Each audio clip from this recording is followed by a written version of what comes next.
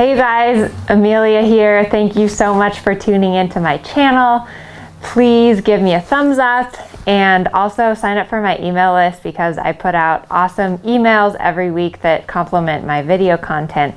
So it's a great way, if you like my videos, to stay informed with what's going on.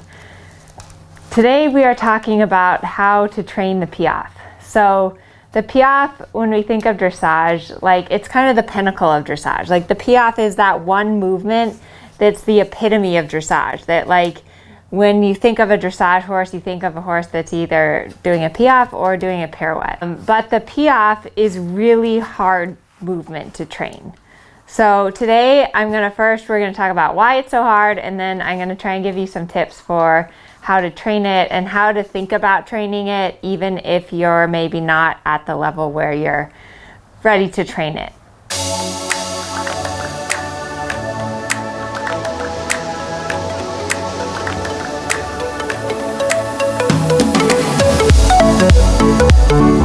So the Piaffe is so difficult because it's an unnatural movement for the horse. So yes, it's true that the Piaffe is basically a trot in place, and the trot is a natural movement for the horse. However, the Piaffe is not natural because horses are flight animals, which means that in order to survive, horses run and flee from the predators. So a Piaffe, which is a trot in place, which is the horse exerting like all this energy and going nowhere, that doesn't make any sense to the horse at all. So for that reason, the Piaffe is unnatural, and this is what causes a lot of problems when we train the horses, because all of a sudden we start spurring and whipping and kicking and holding the horse back at the same time. So giving these contradictory aids to the horse. And that is really confusing to them. So often you'll run into behavioral issues where the horse panics, or they'll rear, or they'll, just freak out because we're asking them to do something that's really unnatural. So let's talk about how to train the Piaffe. So when I train the Piaffe, I start with groundwork. So I think that it's really, really important to break things down in such a way that the horse can understand them. So I start from the ground with just simple leg lifting, like touching the horse's leg, asking them to lift the leg, hold the leg, and then lower the leg. That's like what I start with. And that starts to give the horse the idea that they can respond to the whip aid without going anywhere, that they can just simply lift and lower that leg aid. So putting out energy without going anywhere. And again, like I talked about, this is not natural, because in the wild, anytime the horse puts out energy, it's to run away, get away from a predator, to move. They would never exert energy and just stay in the same place.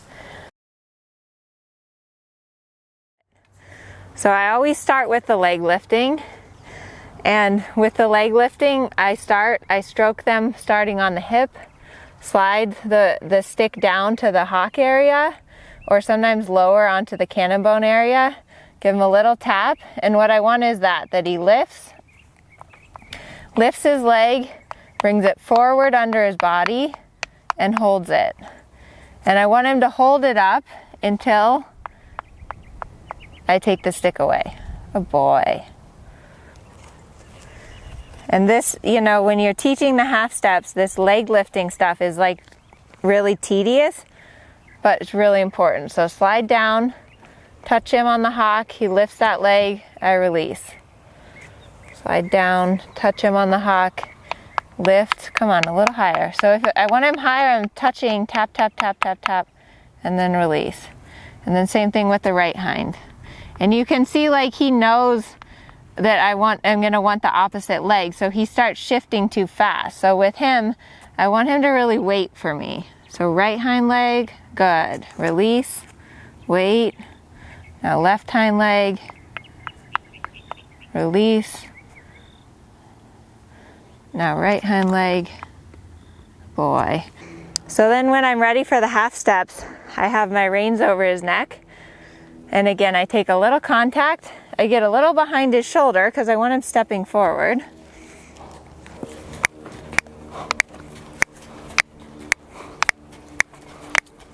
Good. And to start with, if he just gives me a few steps.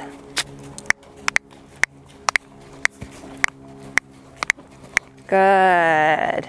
Boy. Good. Working on doing collected walk, a couple half steps, collected walk, a couple half steps. Since he's young, I'm not expecting, and he's still learning, I'm not expecting like 15 Piaffe steps like you need in the Grand Prix. But if he tries, if he gives me a couple Piaffe steps, then I let him out of it. Good. And you can see now he's getting a little more bounce.